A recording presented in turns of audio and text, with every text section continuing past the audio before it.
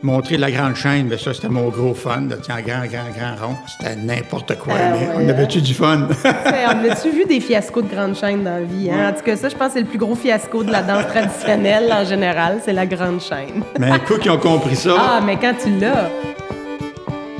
Culture Trad Québec, le balado du Conseil québécois du patrimoine vivant. Faites connaissance avec des porteurs de tradition. Découvrez leur motivation, leur détermination et leur talent. Dans un contexte d'uniformisation des cultures à l'échelle du globe, les veillées de danse traditionnelles s'affirment comme des événements festifs, alternatifs et emballants.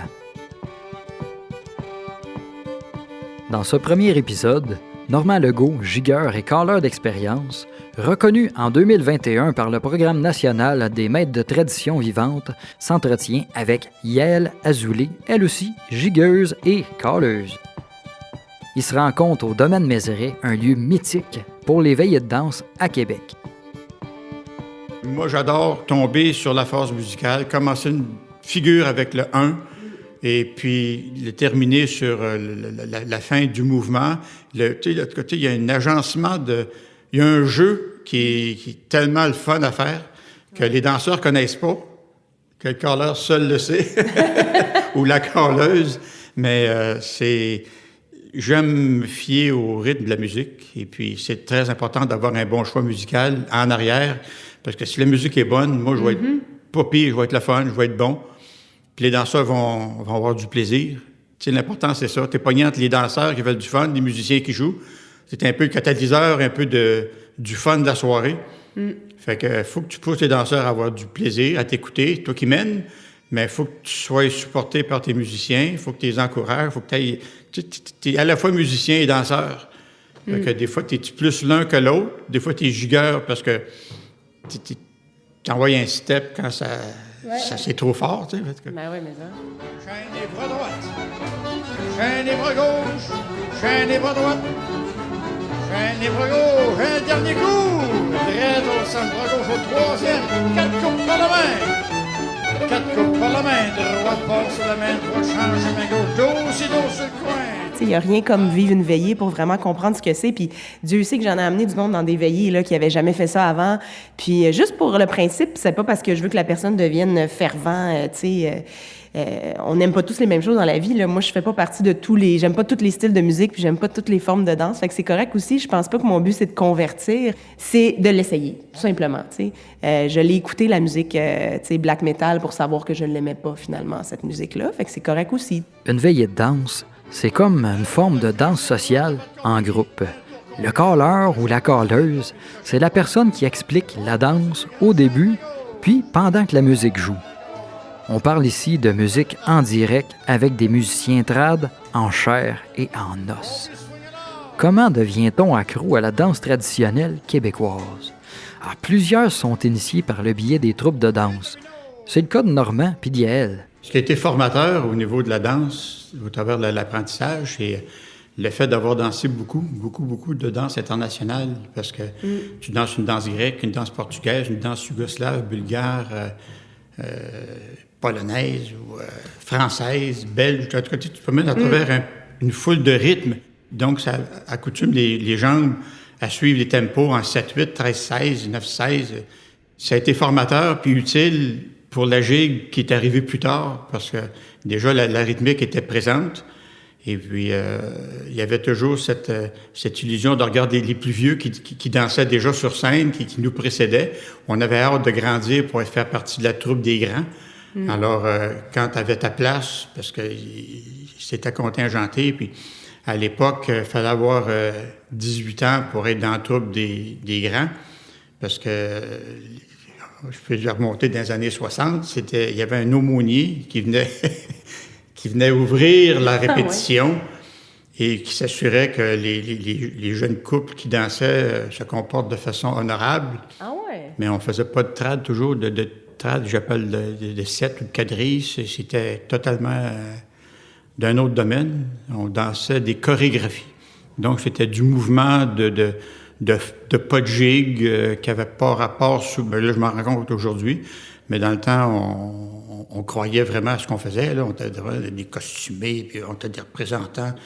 du Canadien français. Puis, mais ce qu'on dansait, ça n'avait rien à voir avec la tradition. Ni en gigue, ni en danse, ni en mouvement, puis ni en aspect social. C'était du spectacle. On démontrait des costumes qui bougeaient sur scène. Ça devait être joli. On croyait... C'était surtout la vie de groupe, le social, qui était intéressant. Parce qu'il y avait la rencontre pour monter le show, faire la scène, puis il y avait les activités connexes, aller prendre une bière après, ou sortir, ou aller à l'expo. En tout cas, ma première plongée dans le trad, c'était ça.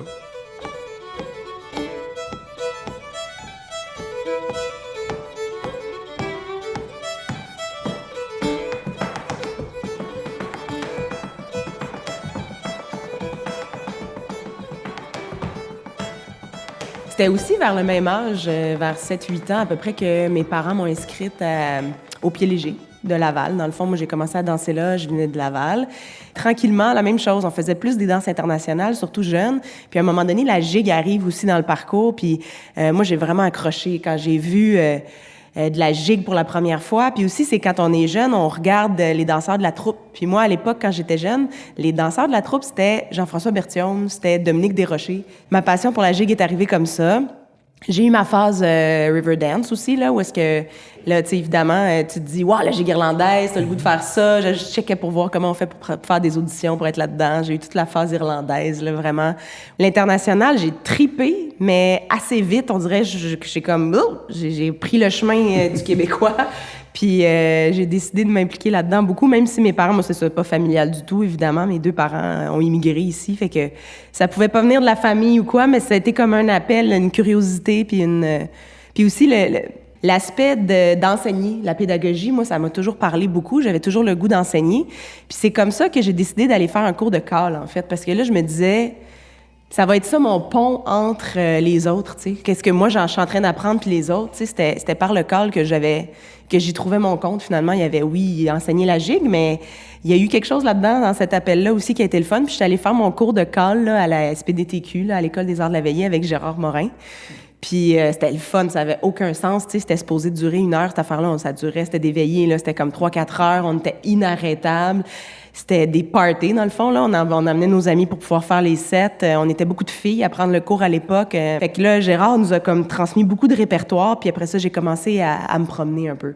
Là, l'appel des régions du Québec. J'ai travaillé à la QLF pendant 3 ans, ce qui m'a permis de comme découvrir les veillées comme partout. Là, j'allais à toutes les fins de semaine, j'étais dans une place différente au Québec. Puis j'avais mon petit cahier, puis je notais, puis je rencontrais les gens. Yael Azoulay et Normand Legault, avant elle, ils ont fait plusieurs collectes pour développer leur répertoire de danse. Moi, vous vous demandez peut-être qu'est-ce que je fais dans ce balado-là. Ben, je m'appelle Philippe Jeté. Moi aussi, je cale, gigue, puis je joue de l'accordéon. La collecte, je vous le confirme, c'est un passage qui est extrêmement nourrissant pour un artiste trad. On n'a plus trop la chance de connaître de nombreux porteurs de tradition dans notre famille ou dans notre entourage direct. Ça fait qu'on parcourt le territoire pour expérimenter des veillées, puis on recueille différentes façons de faire, différentes danses, différents termes pour caler.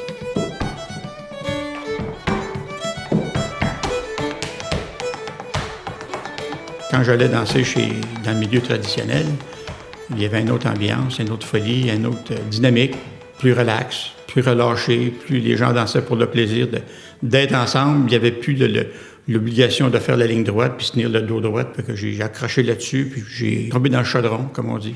Puis là, je me suis mis à observer puis à regarder à quoi ça ressemblait de la vraie tradition. Puis c'est là que mon cheminement a commencé au niveau de collecter puis de ramasser de la danse, d'observer ce que les gens faisaient, ramasser l'esprit, l'ambiance, pas juste la chorégraphie, mais c'est quoi le milieu, le bouillon de culture qu'il y avait dans ce regroupement de monde qui se ramassait pour danser, fêter, faire un lunch à la fin de la veillée. Il y avait tout le même rituel, que ce soit à l'île d'Orléans, dans Charlevoix, en Gaspésie ou whatever. Les gens s'en étaient jamais parlé, mais il y avait quelque chose de commun qui reliait l'esprit social. Puis je trouve que ça faisait partie de la danse, puis c'est quelque chose qu'on faisait pas sur scène, qui transparaissait pas sur scène. Sur scène, t'as un beau costume, oui, il se promène le costume, c'est beau, c'est esthétique, c'est correct. Je l'ai fait, mais comment traduire l'ambiance d'une vingtaine de personnes qui dansent ensemble, des fois avec calleur, des fois pas de calleur, juste pour le plaisir le faire sur de la musique qui leur ressemble. Tu sais. La musique ressemblait aux danseurs, les danseurs ressemblaient à la musique, l'endroit ressemblait au regroupement. Là. Je sais pas, t'as dû vivre ça, toi? Mais oui, ben ce que moi j'ai constaté, c'est le fait de sortir de Montréal. Tu sais, on dirait que de voir les danseurs justement à l'œuvre à l'extérieur de la grande ville, là, si on veut, là, ça a été ça le gros déclic. Et l'on chante, et puis l'on danse, et l'on danse, et puis l'on chante. Et l'on chante, vive le plaisir, vive l'amour. À vous autres jeunes garçons, ces jeunes filles que vous rencontrez, c'est dessus de belles roses, des baisers vous déposez. Et l'on chante, et puis l'on danse, et l'on danse, et puis l'on chante. Et l'on chante, vive le plaisir, vive l'amour. Danser avec caller ou sans caller, les deux sont possibles. Moi, j'ai pour mon dire, oser caler pour devenir un meilleur danseur. Yael Azoulay et Normand Legault, ils ont expérimenté plusieurs contextes de veillée. J'en ai vu aussi des veillées pas de calleur, des veillées où est-ce que... Ou en fait, pas nécessairement des veillées pas de calleur, mais des veillées aussi à multiples calleurs, où est-ce que, en fait, dans chaque set, il y a au moins une ou deux personnes qui sont capables de juste dire « OK, on va faire telle danse », puis mener la danse un petit peu. Il y a beaucoup d'endroits, même encore aujourd'hui, où est-ce que ça peut fonctionner comme ça, où est-ce qu'ils callent des sets libres, même dans des veillées où est-ce qu'il y a un calleur d'invité pour animer la soirée. Bon, on va donner une pause au calleur, set libre. Bien, ça arrête pas de danser, là. Ça continue à danser, puis le répertoire est présent chez quasiment tous les danseurs qui sont là dans la salle. Ça, c'est quelque chose on pourrait pas expérimenter ça vraiment, mettons, à Veillée du Plateau à Montréal. C'est là où est-ce que on est vraiment tributaire du calleur et de ce que le calleur nous dit, parce que c'est magnifique aussi en même temps. Il y a tout le temps une grosse proportion de gens qui sont là pour la première fois à expérimenter une veillée, ce qui est vraiment magnifique. Mais si on sort de ça, de ce contexte-là, dans d'autres veillées où est-ce qu'il y a des gens qui sont des porteurs de tradition à même la veillée, il y en a beaucoup, tu sais, des fois. Puis c'est ça s'interchange le rôle du calleur un petit peu. Puis ça m'a beaucoup inspiré, puis c'est le fun à voir. Puis c'est ça que, en tout cas, j'ai peur un peu qu'il puisse disparaître. Les premières danses que j'ai connues, il n'y avait pas de calleur. C'est à l'île d'Orléans, tu dansais le quadrille quand tu le savais. Tu n'avais pas de place, les gens t'acceptaient pas, tu n'étais pas dans le set parce que les gens, la salle n'était pas tellement grande, mais des fois, il y avait comme 6 coupes face à 6 coupes dans les bouts, et puis 4 coupes face à 4 coupes sur les côtés. Fait que ça occupait beaucoup d'espace, fait que pour avoir ta place, quand il y a plus de danseurs que d'espace, alors les habitués, les plus âgés, puis tu n'avais pas ta permission là, si tu n'étais pas accepté. Fait que ça, c'était à l'île d'Orléans, c'est le groupe de Mme Odette qui était formidable là-dessus. Il y a tout un plaisir à être caller. Ah, je vous le garantis. C'est tout un savoir-faire, mais surtout un savoir-dire. À l'université, c'est là que j'ai cassé la glace avec ma première danse. Avec mon papier, j'avais écrit les figures. Puis c'était final, j'ai jeté le papier, j'ai dit que je suis capable. La mémoire. Puis, t'as jamais noté, t'as jamais eu de papier? Cette fois-là, oui. Ah, c'est tout. Okay. Oui. Okay. Là, je colle une danse, je l'ai vu danser, puis des fois, je vais regarder sur elle va comme ça, elle fait ça, c'est beau. Je me fais un pattern, puis...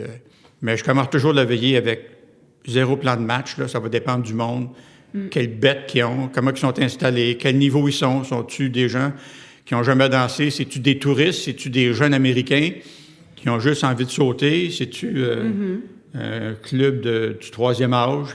C'est pas pareil.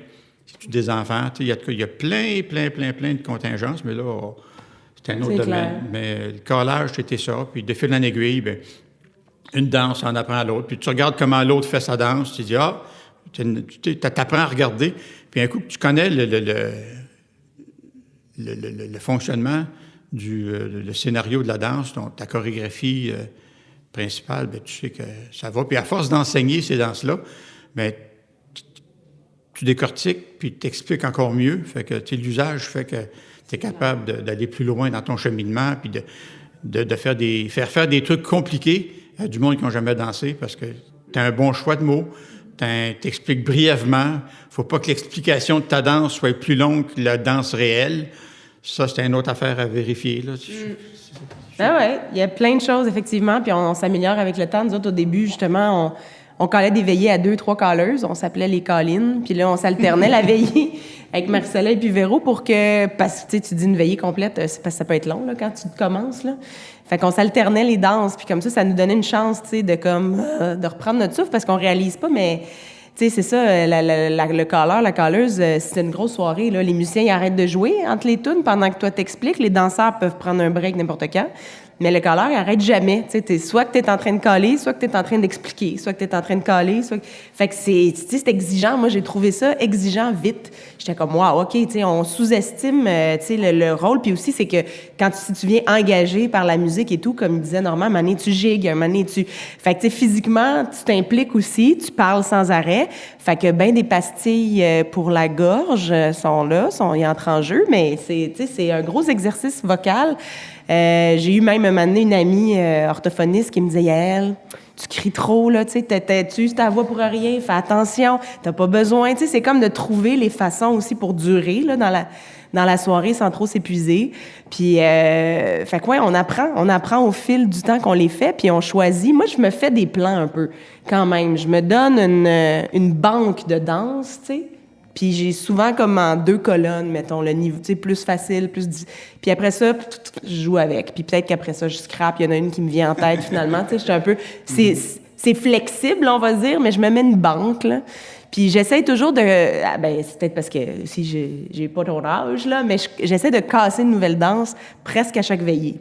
Des fois, je regarde dans des livres, je lis des collectes qui ont été faites ou quoi. Si je vois une danse intéressante, je me dis, OK, je vais la garder, je l'ai jamais calée. Mais à un moment donné, il faut la faire une première fois, tu sais, puis voir c'est quoi qui arrive, tu sais. Fait que je me mets pas en danger 50 fois dans une soirée, mais une fois. Presque tout le temps, une fois, pour essayer. Puis c'est comme ça que le répertoire aussi, il s'augmente, là, il s'agrandit. Fait que ça, c'est le fun. Puis des veillées où est-ce que les danseurs sont expérimentés, c'est encore plus exigeant, parce que ça arrête jamais. T'as pas besoin d'expliquer longtemps. Tu sais, ton explication, elle peut durer 2 minutes, puis tu pars dans la danse, t'as besoin d'avoir beaucoup de danse de préparer, tu sais, des veillées plus débutantes, tu sais, ça va plus mollo. Les calleurs sont professionnalisés. Dans les années 50-60, certains sont même produits sur disque. Balancez vos compagnies et soignez-les!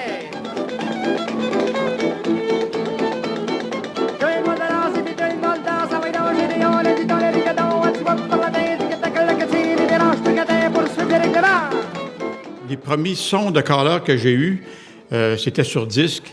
C'était Jacques Labrec, c'était son thème tu sais, ça chouine. Hey! Tu sais, sa façon de crier. Aldor Morin, Oscar Morin. Ouais. On les entendait à la télévision au Canal 10.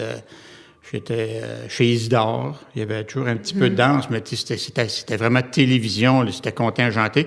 Mais juste le petit bout de call qu'il pouvait faire, ça ressemblait à rien. Là. Il fait juste soigner du monde à droite puis à gauche, mais la façon de verbaliser les mouvements. Puis il y avait sur disque aussi, sur 78 tours.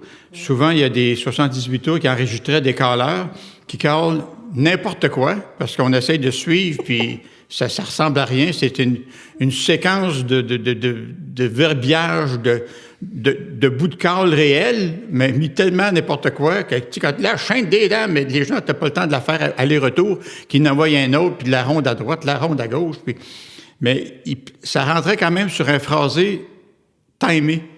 Ça, il y avait trop de figures à faire dans peu de temps. Promenade, faites le tour de la place, revenez donc à vos places. Premier couple, deuxième couple, la main dans la main, un tour à gauche, un tour à droite, chaîne du modèle et un coupe-poing. Ah ouais, j'ai écouté des vinyles aussi, moi, mais ce que je faisais, c'est que je notais les phrases, tu sais, mais j'ai jamais, on dirait, je pense pas que j'ai eu le guts de toutes les dire dans des veillées. Des fois, j'en poussais une ou deux, mais tu sais, des affaires tellement niaiseuses par bout. C'était comme un show, c'était plus une chanson, tu sais, comme... tu sais, je sais pas, il disait, mettons, attention au courant d'air, c'est dangereux pour les pépères. Puis là, j'étais comme, mais voyons, tu sais, il sortait des affaires, j'étais là avec mon cahier, c'est super, tu sais, je vais te dire ça, mais finalement... Qu'est-ce qu'on fait? Non, mais tu sais, c'est ça, c'était juste de l'agrément, là, ouais, sur les vinyles, là, il y a des belles affaires.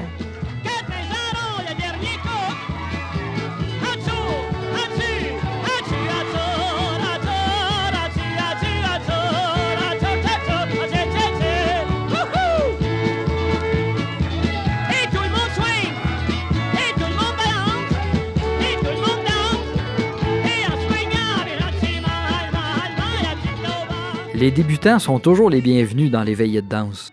Le calleur s'ajuste à l'énergie de la foule. Souvent, la démonstration qu'on fait Ah oui. avant la réalisation, c'est très utile. C'est un petit cours rapido presto, là. Puis les gens visualisent. Les gens ont besoin faut voir. de voir, tout simplement, parce que leur dire la marche de la main droite, le tour de main gauche. Non, puis, c'est ça. souvent, les gens s'assoient ou se mettent par terre. On le fait une fois, 2 fois. On est prêt, on l'exerce, on y va avec la danse. C'est le fun quand les gens réussissent la danse aussi, là, parce que l'expliquer, C'est tellement le fun. puis dire, bon, ben, on y va pareil, puis Non. j'ai rien qu'à savoir, puis Moi, là, j'ai tu viens de ça. perdre la moitié de ton public Ouais. pour la prochaine fois où tu vas caler, parce que tu viens de dégrader. Tu sais, comme il faut En les confiance, inciter. il Mais oui, faut en qu'ils se confiance. sentent valorisés là, à travers la danse, là, absolument. Puis il faut qu'ils sentent quand ils sont arrivés au début puis à la fin, qu'ils ont appris quelque chose, tu sais, Ouais. puis qu'ils disent « Oh my God, je suis capable de faire ça en dedans de tant de temps. » tu sais. Ah oui, puis c'est capable de les contenir, puis leur laisser avoir leur fun, tu sais, puis même s'ils font des folies, tu sais, faut pas être sévère puis leur arracher les mains ou le bras, tu sais, parce que Non. le couple s'en va là, C'est le puis fun. se fâcher, puis descendre dans la salle, puis c'est de même qu'on marche. Tu sais. On est connu des calleurs, tu sais, qui... Là non plus, on nommera pas personne. Hein? Non, tu sais, qui... Ben, Madame Odette était un peu comme ça. Moi, j'ai appris avec elle, là, elle m'a tenu le bras pendant une partie de quadrille pour me montrer le déplacement du gars dans la chaîne des dames, parce que, tu sais, je savais un peu, mais, tu sais, elle voulait que je l'aille comme il faut. Mais Ouais. c'était Ben, c'est c'était drôle. un peu humiliant, là, mais... Ouais. Moi, j'ai connu René-Jeanne Bernier. Je sais pas si ça dit quelque chose à Rimouski, parce Oui, que ben, j'ai je étudié à connais le nom, mais l'université. j'ai là. jamais connu, Ouais. J'ai étudié à l'université là-bas pendant 4 ans. Puis il y a un groupe, là, la Marée Montante, là-bas, qui organise 2 veillées par année, la Saint-Patrick puis la Sainte-Catherine. Fait que 2 veillées par année, mais dans une ville universitaire, là, tu sais. Fait que qui vient à la veillée? Des universitaires. Ils ont le goût de faire le party, puis c'est le fun. Ça donnait des veillées écœurantes, puis c'est un orchestre sur scène, tu sais. Puis c'est René-Jeanne la calleuse. Les Madame 14 ans, les messieurs, Elle avait pas le choix d'avoir du torque, là. Fallait quand même qu'elle ramasse le monde, parce que sinon, ça partait en vrille, puis tu sais. Fait que le monde le savait. OK, là, on y va, ça va être René-Jeanne, elle va être, tu sais, elle va être un peu sévère, elle va nous dire quoi faire. Là, assis-toi, fais ci, fais ça, mais au moins, on arrivait à faire des danses, tu sais, parce que sinon, c'était le pogo, là. Je veux dire, le monde, c'était juste... était là pour avoir du fun, mais c'est vraiment des belles veillées, puis j'ai vraiment apprécié passer du temps avec René-Jeanne, puis voir un peu sa méthode pédagogique. C'est comme une enseignante, là, tu sais, c'était vraiment ça. C'était différent du call que j'avais vu puis j'avais connu avant, mais ça amenait d'autres choses, puis ça permettait à des jeunes universitaires qui n'avaient jamais fait de veillée de danser toute une soirée. Ça prenait René-Jeanne. les gauches, les deux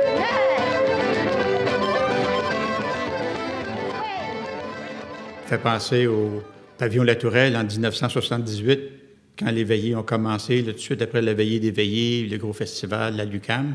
C'est là que j'ai fait mes classes. Ça partait de loin. Ça partait de loin. Et ça sentait le pot, ça fumait. Moi, je fumais dans le temps. C'était la grosse fête. Mais organiser tout ce monde-là pour danser, le but, c'était de montrer de la danse trad. Puis les gens étaient tellement trop enthousiastes.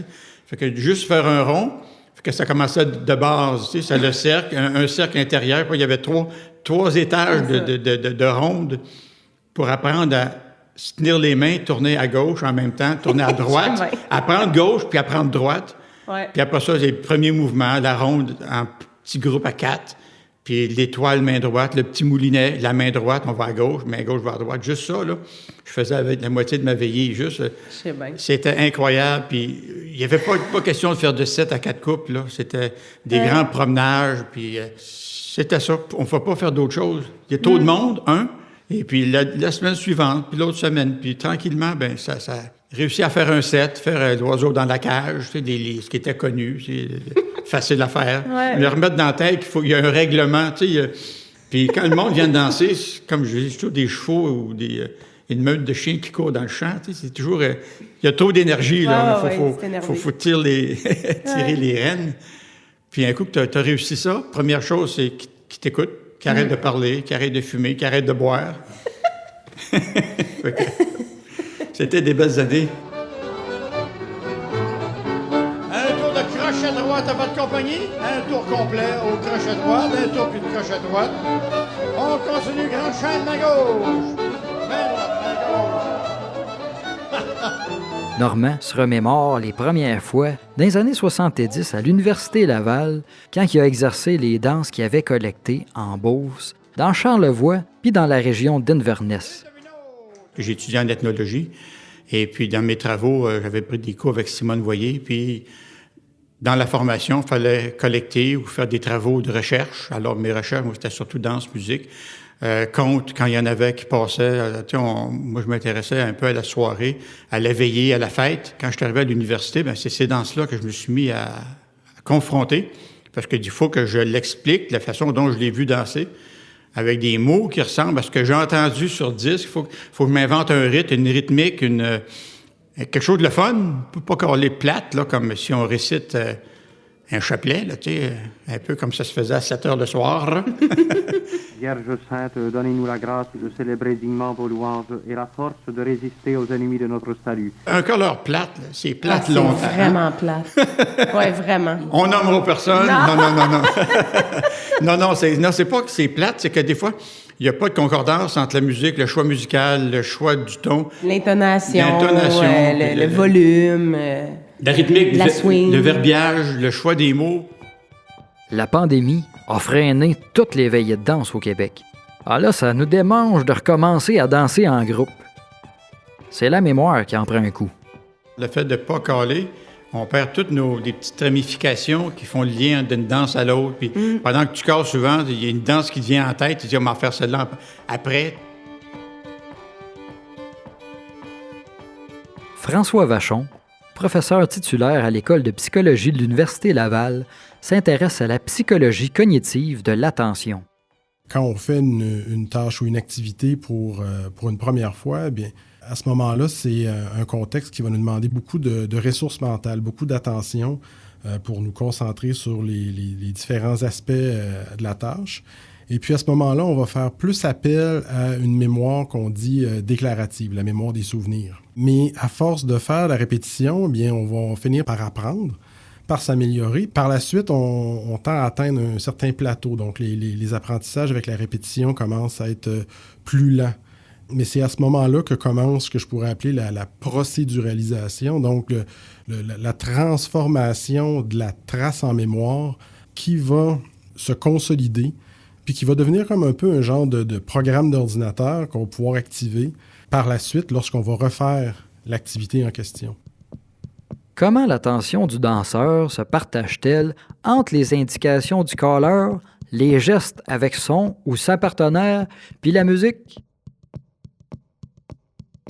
Pour les débutants, il n'y a pas encore nécessairement d'automatisation du processus de danse qui est accompli. Ces débutants-là, quand on va arriver dans une nouvelle situation de danse avec la musique, le caller, les partenaires et tout, vont devoir là, diviser leur attention entre ces différents aspects du contexte de danse, ce qui va demander beaucoup d'efforts. Puis c'est là qu'arrivent généralement des erreurs. Donc on se trompe dans nos pas, on oublie quelque chose. Alors que lorsque la danse est devenue un peu automatisée en mémoire procédurale, comme c'est le cas par exemple pour les danseurs plus expérimentés, mais à ce moment-là, les aspects qui sont automatisés demandent beaucoup moins d'efforts mentaux, beaucoup moins de ce qu'on appelle en psychologie cognitive des ressources attentionnelles.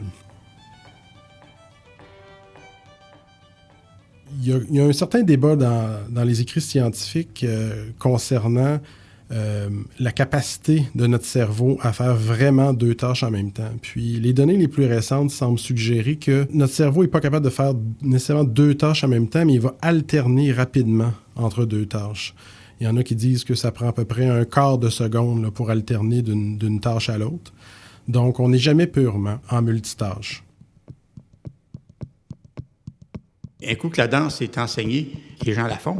Mais ce qui manque, c'est la mémoire. Les gens vont la danser, mais ils la mémorisent pas. C'est ça, non, c'est fou. Il se fie sur le caller. Je comprends pas. Mais il se fie sur... C'est le fait qu'il y ait toujours un caller dans une mais veillée. Je me dis, bon, mais vous connaissez cette danse-là, on ne l'expliquait pas. Non. On va faire un coupé 6-4-2, tu sais. C'est pas banal, mais il y a 7-8 versions de cette danse-là. Mais tant que tu ne cales pas le mouvement, présenter coupé par 6 ou 4 ou 2, les gens ne le feront pas parce qu'ils ont, je sais pas. Ouais, ils se fient. Moi, je pense que c'est ça. On les a habitués à se fier sur ça, sur Parce que le des fois, collage. on l'explique au début, on va faire. Là, la musique part, bien, dansez-là, vous la savez.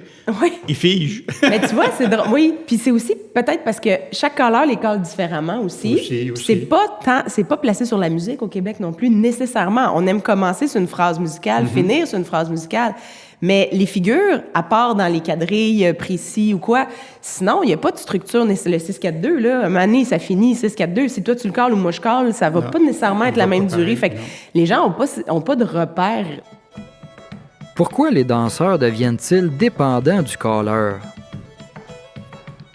Si les danseurs ont de la difficulté à danser, vont figer dans un contexte où le calleur décide de se taire, c'est probablement parce que ces gens-là, dans leur apprentissage reposait beaucoup sur les instructions du calleur. C'était probablement un guide important. Ils font partie de l'automatisation. Donc, s'il manque une portion de l'automatisation, ils vont avoir de la misère à faire la tâche comme il faut.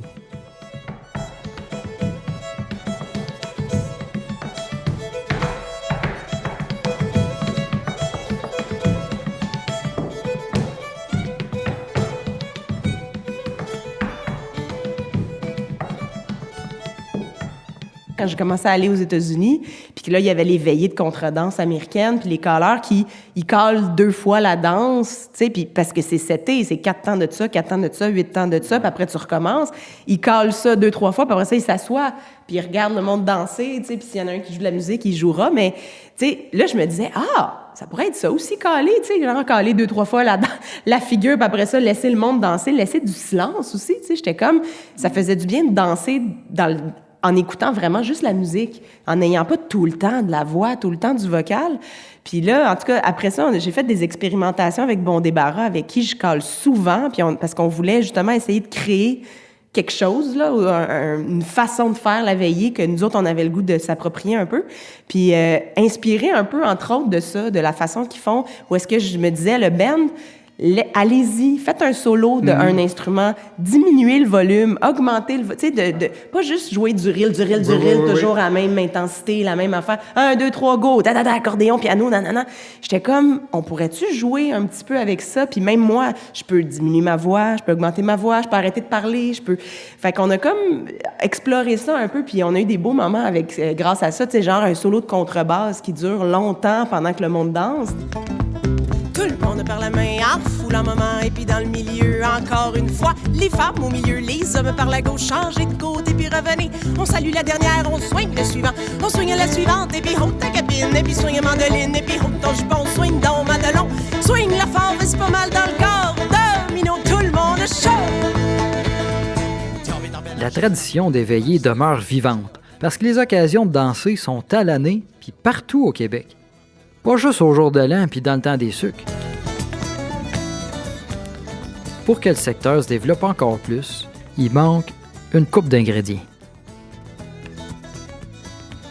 Ce qui fait tort un peu à la danse, à cette forme de danse-là, cette forme de pratique-là, que je trouve dommage, c'est l'usage qu'on en fait, la récupération qu'on en fait pour dévaloriser. Ça, c'est un stéréotype. On parle de danser des 7 carrés, c'est comme quelque chose de passé, de dépassé.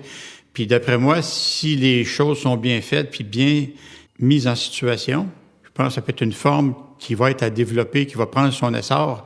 Je regarde pour le sport, pour la danse classique, on fournit des espaces de répétition qui sont magnifiques. Tu sais, un gymnase d'école, là, ça remplit du monde, mais des gymnases, il y en a combien? Combien il y a de lieux de pratique, tu sais, pour mettre en valeur la danse, la musique? Ça n'a pas sa place dans les écoles, c'est pas connu, c'est pas diffusé, c'est pas mis dans le marché courant. Tu sais, c'est pas comme... C'est déjà marginalisé par sa pratique, puis pour en jouer, il faut se faire des bands, il faut aller en Europe, il faut exploiter cette matière-là, mais à l'extérieur, ou de façon tellement super au Québec pour commencer à atteindre une espèce de reconnaissance. Tu sais, s'il y avait des lieux comme ça dédiés à la danse trad ou à la pratique de la musique ou à la formation de groupes avec des conditions plancher de bois, de l'aération, des endroits qui vont stimuler que la pratique est le fun.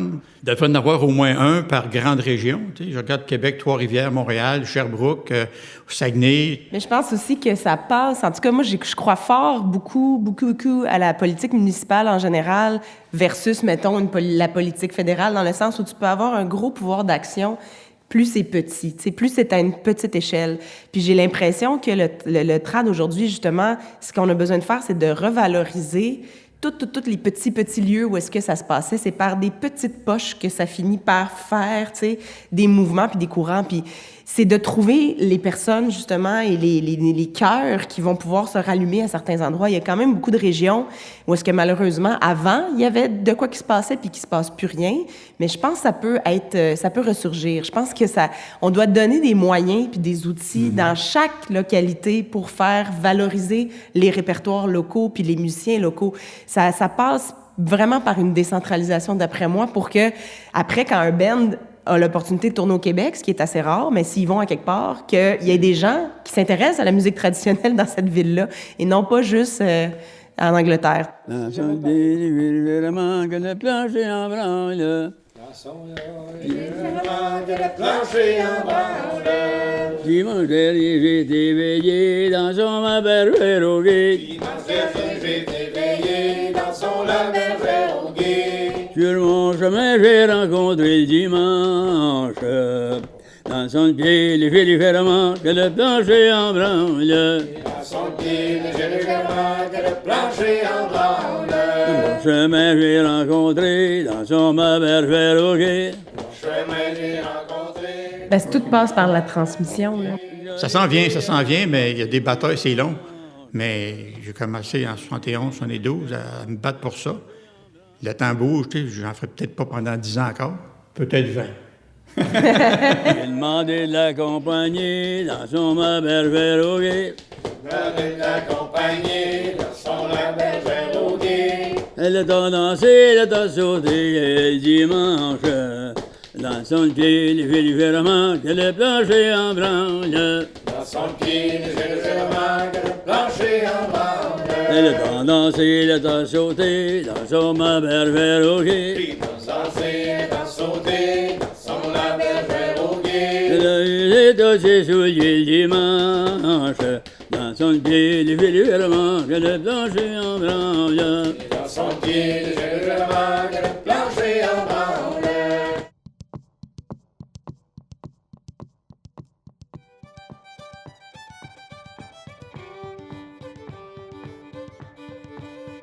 Le balado Culture Trad Québec est une production du Conseil québécois du patrimoine vivant. Producteur exécutif Antoine Gauthier. Réalisation Claire Dumoulin. Prise de son Guillaume Côté. Prise de son additionnelle Philippe Dubois. Montage Claire Dumoulin. Post-production Tram. Aide à la recherche équipe du CQPV.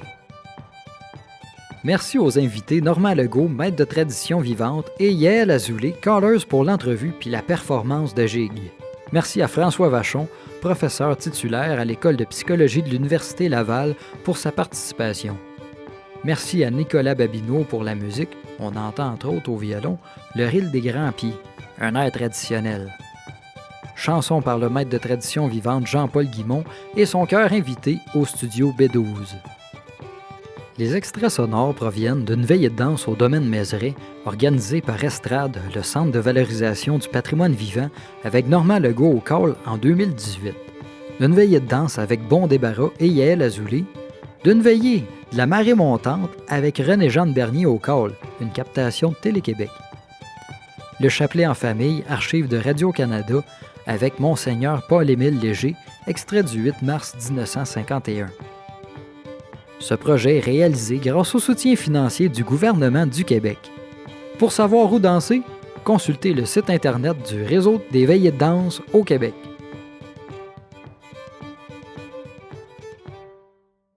Dans son pied, légèrement, mais que le plancher en branle. Et dans son pied, légèrement, que le plancher en branle. Non, mais non, il fait des...